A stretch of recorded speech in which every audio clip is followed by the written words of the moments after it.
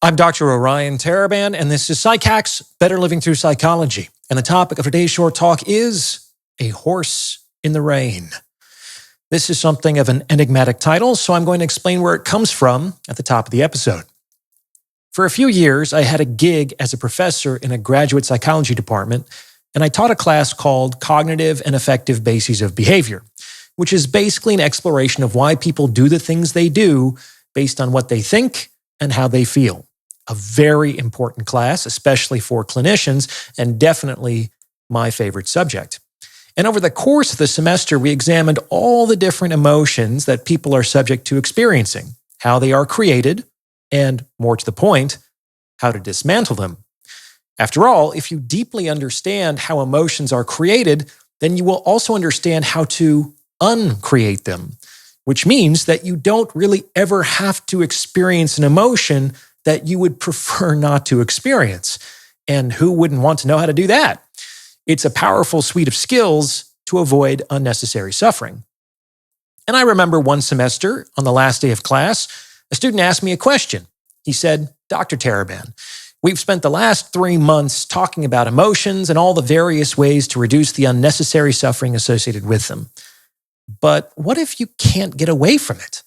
Like, what if the suffering is necessary and unavoidable? What's the proper response to that?" It was a great question. And my response was a question in turn. Have you ever seen a horse in the rain? And he said, yeah. And I asked, what is that horse doing?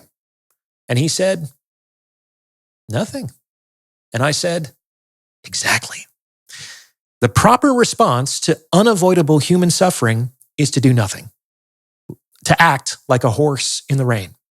This entails both a radical acceptance of the situation that doesn't give rise to futile and potentially harmful attempts to escape the inescapable, and a commitment to not make the situation worse than it already is in your mind. What does that mean? Well, a horse in the rain isn't pitying itself. It's not seething at the injustice of being wet. It's not catastrophizing with respect to how the storm is going to go on forever and it will never feel dry again for the rest of its life. It's not envying the horses that get to stay in the barn. But it's also not masochistic. He wouldn't force himself to stay in the rain if there were a shelter available. He's not torturing himself unnecessarily when accessible and realizable solutions are at hand, nor does he succumb to despair over his capacity to access and realize those solutions. He's not furiously running around trying to step in between the raindrops. Do you understand? He's just standing there in the rain, being wet. Correct. We can learn a lot about patience by examining animals. And to my mind, a horse in the rain is about as good of a symbol for patience as they come. Ever wonder why we call people in hospitals patients? Because what primarily defines their role in that setting is the necessity for them to abide in suffering. There's only so much doctors can do to accelerate the healing process. So the principal virtue of a patient is patience, i.e., the willingness to abide in suffering long enough for the treatment to take effect and the suffering to diminish. And a big part of patience is not doing anything to make your situation even worse than it already is, which is exactly what you will succeed in doing if you attempt to avoid unavoidable suffering. It takes a kind of radical acceptance to be able to consider the possibility that, at least for now, things are bad or painful or unfavorable to action. A horse that beat the ground and thrashed against the fence and tried to outrun the storm will not only still be wet, but will be wet and injured or exhausted. If you appreciate the insights on this channel, I would highly encourage you to get your hands on a copy of my book, The Value of Others. Over the course of 432 pages, I delve deep into my economic model of relationships and explain the behavior of both men and women in the game of mating and dating. I also provide a lot of actionable advice on how to get and keep more of what you want in the sexual marketplace. Once you read The Value of Others, you'll never look at relationships the same way again. Now available in ebook, audiobook, and paperback formats. The links are in the description. Now, the good news here is that the weather is going to change. Like, no matter what you are going through, it will change. This is why the proper response to necessary human suffering is to do what you can to tolerate the situation and wait in hope for the moment to pass, because it will. No matter what it is, for better or worse, it will. There is no place on earth that is perpetually rainy. Nothing persists indefinitely, and everything is in a continual process of becoming what it is. This is very important. If you ever find yourself in the jaws of life, then you need to stop thrashing. Thrashing about only digs its teeth deeper into your flesh. A better strategy is to accept, for the moment, that you're in the jaws of life and to wait in hope for a more propitious moment to escape, which might occur as the situation changes and an opportunity presents itself. Radical acceptance occurs when we stop fighting, like internally fighting our circumstances. It's a form of strategic surrender. It's a decision to stop insisting on your preferences, whatever they might be, for the present moment. And this significantly helps to reduce the avoidable component of suffering that often gets projected onto the unavoidable component, which just tends to exacerbate the problem. Take physical cold, for instance. People shiver because they want to be warm. I know that sounds simple and kind of dumb, but it's true.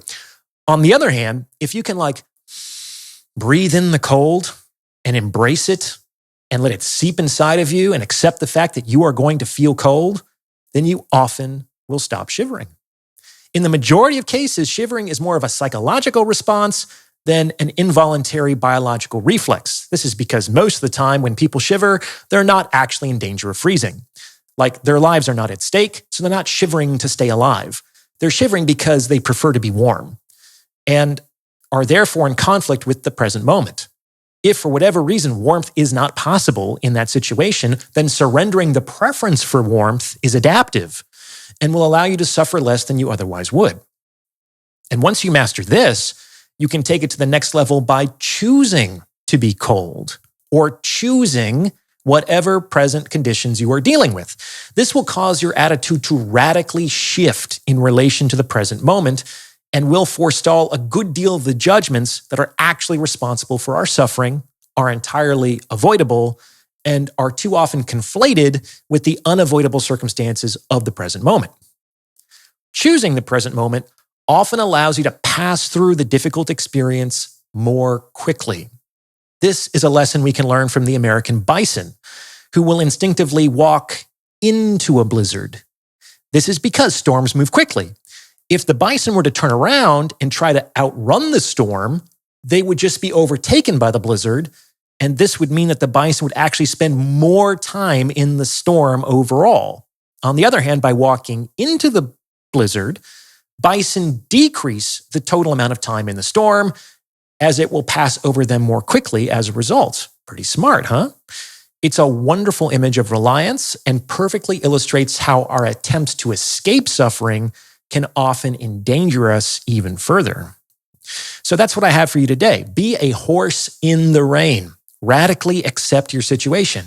Choose it, if possible, or at the very least, be very cautious about your judgments with respect to how you would prefer things to be, as this is the mainspring of the avoidable suffering that tends to arise around unavoidable suffering. Abide in the hope that the moment will change in time, and hang in there. What do you think?